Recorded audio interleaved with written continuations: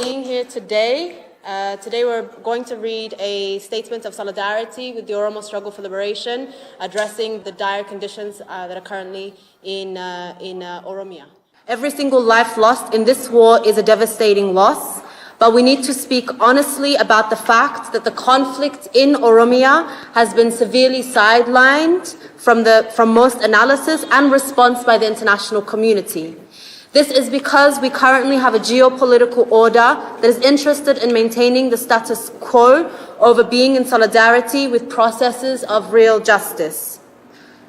The elephant in the room is that Ethiopia as a state may not survive this war if the root cause of this crisis, which is that questions of political and self-determination that have gone unaddressed by successive administrations continue to be ignored.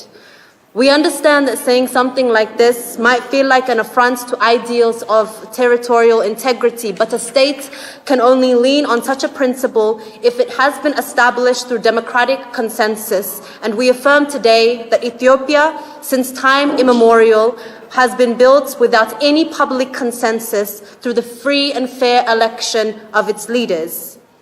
The other elephant in the room is the involvement of Eritrean troops in Ethiopia and the presence of Fano militia and Amhara regional forces in Oromia and Tigray.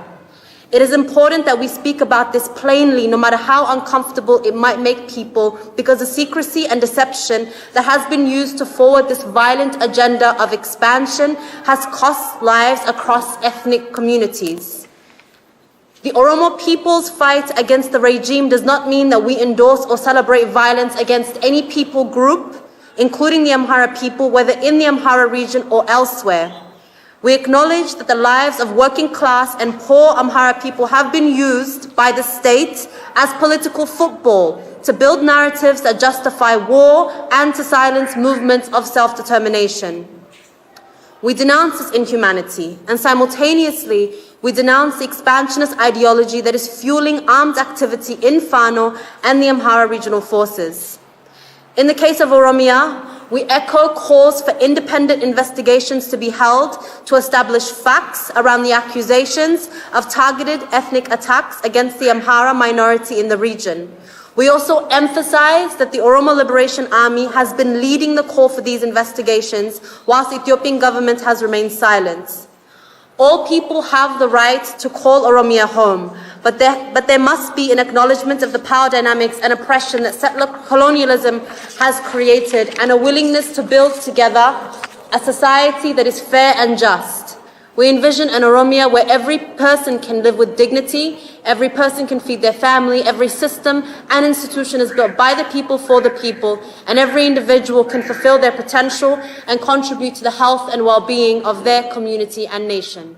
Point 1 of Article 39 of the Ethiopian Constitution states that every nation, nationality, and people in Ethiopia has an unconditional right to self-determination, including the right to secession. The 5 points under point 4 of point 1 outline due legislative and legal process to activate Article 31. But it must be stated that because of the systemic and intentional political violence that it excludes any genuine political representation of the Oromo in federal and regional government, it is impossible to imagine that the state, as it stands, has any capacity to facilitate the application of the Constitution in regards to much of Article 39. And lastly, we assert that the only long-term solution that can usher in true peace and stability in Ethiopia and the wider Horn region is a solution that addresses the fact that at the heart of this war are questions of political and self-determination. We want to take this moment now as we conclude our solidarity statement to honor all those who have died at the hands of state violence and all of our comrades that have given their lives for the cause of liberating Oromia from the Ethiopian Empire.